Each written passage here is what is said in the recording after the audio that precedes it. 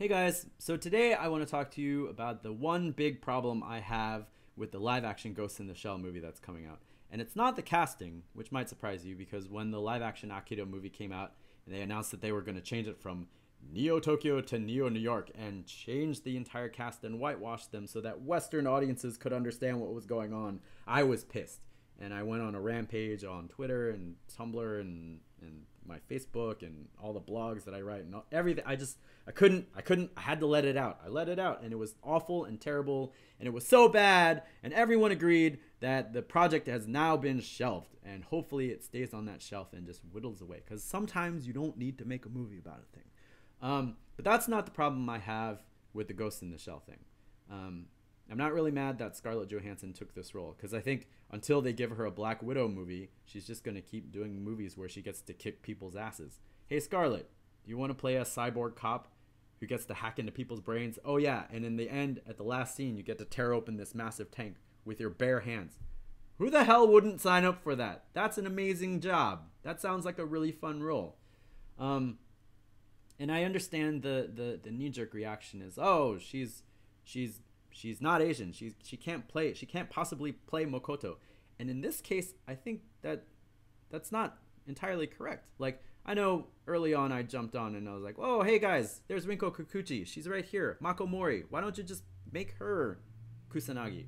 But if you think about it, like, Ghost in the Shell is about self-identity and the nature of your spirit and your soul. And, are you still you if you inhabit another body? So Kusanagi could be a black person. Kusanagi could be a white person. Kusanagi could be a male, and she is kind of in the movie version where they put her into the body of a boy child. So like, there's that meta version of what's going on in the film, and so you could explain it story wise. But also, like, I'm excited that there is a female lead in a comic book movie that's coming out. And I'm kind of disappointed that Marvel hasn't done it yet. And I'm really disappointed that DC hasn't done it yet. Like, friggin' Wonder Woman. Why haven't we had a Wonder Woman movie? We've had a billion Batmans. We've had multiple reboots of Superman. You can't do one stupid Wonder Woman movie? I mean, come on. You did a really shitty Catwoman movie. You greenlit that piece of shit. No Wonder Woman movie? What the hell? So, seeing a comic book movie starring a female lead that's not coming from DC or Marvel is pretty cool. The thing that worries me is the source material.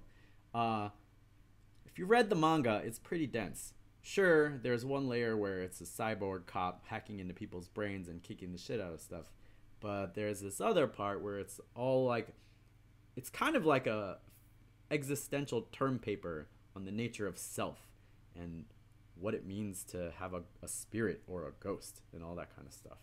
And it's kind of dense, and there's a lot of layers. You got to read it a whole bunch of times. I don't know if it's the Dark Horse translation or if it's just, if things are lost in translation, but I mean, it's not an easy read. So you got to kind of sit with the material and let it twirl around in your brain.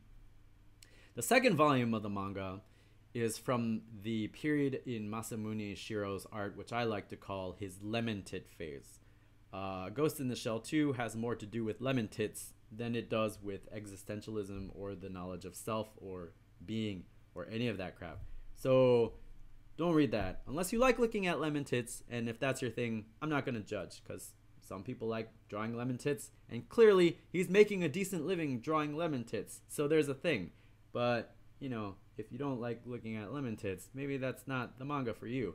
So the first volume was so successful that they decided to turn it into a film, which was directed by Mamoru Oshii, who likes to explore existentialism and self and all this weird stuff. And so, again, like the manga, there's a part where you're watching a movie about a cyborg cop kicking the shit out of stuff. But then there's this other layer where you're watching a term paper on existentialism and ghosts and technology and, like, are you if you're in another body, or are you someone else, or are you a mixture of you and that other person, or all this kind of stuff. And It was entertaining, but I can't tell if that's because I saw it when I was 17 and I liked looking at naked robots being put together, or if it was really interesting because it was really interesting. Because later, a couple of years later, when they did the second film, it was over. I was just like, I don't know what the fuck I'm watching. If the first movie was a term paper, the second movie was like a friggin' dissertation. And Major Kusanagi doesn't even show up until the last scene, and she's not even in her original body. She's in these dolls that she controls. She's in multiple dolls. So, you know, she could be anyone. She could be you. She could hack into your brain and she could be you, and no one else would know it except you, because you would know that someone else is in here. So there's that going on. It was so confusing. The movie was weird and crazy. Both movies were weird and crazy. The second movie was much more weird and crazy. So if you like weird and crazy, you can either watch Evangelion or you can watch that movie. It was just, oh my gosh. So they took all of that stuff and they said, all right, we have to do something with this material that's interesting and comprehensible to people. And so they made a television series, Ghost in the Shell Standalone Complex, which is actually really good. It's a police procedural kind of, and there's also that identity stuff in there, but it's really good. There's a narrative to it.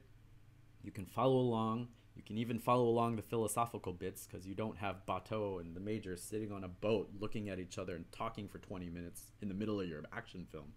It's well paced. It's a great series. It's really enjoyable. If you want to learn about Ghost in the Shell, watch that. Don't read the manga. Don't read the second manga. Don't watch the movie. Don't watch the second movie. Watch Standalone Complex. It's really great. And so it manages to take all of that philosophical crap and boil it down into a version where you can actually understand it, and you don't need a philosophy degree to get through it. It's great. It's entertaining. It's awesome.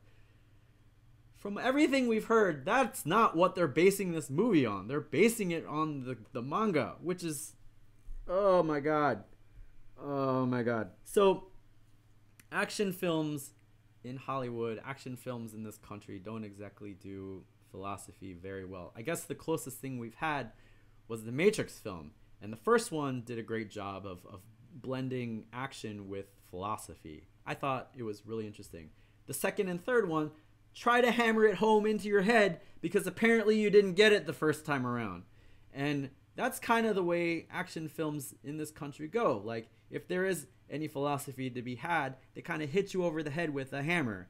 And I don't know, there's no subtlety, there's no nuance. There's none of that in a modern action film.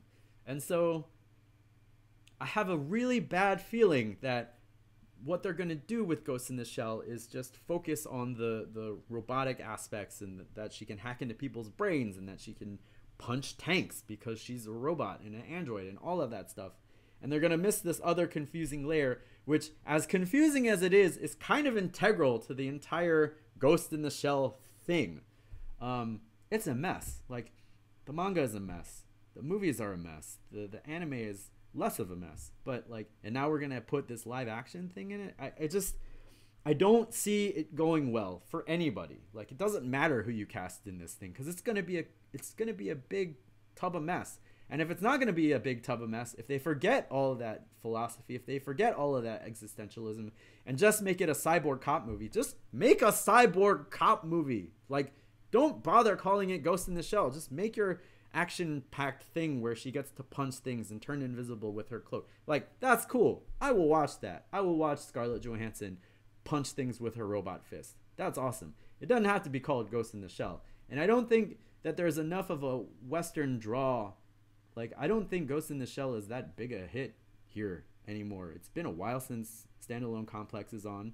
You know, it's been many, many years since that first movie came on.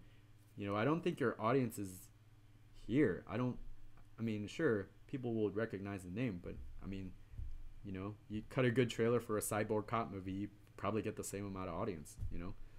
Anime fan base has moved on to other things, like Kill la Kill. If you did a live-action Kill la Kill movie, you know, you're going to make tickets.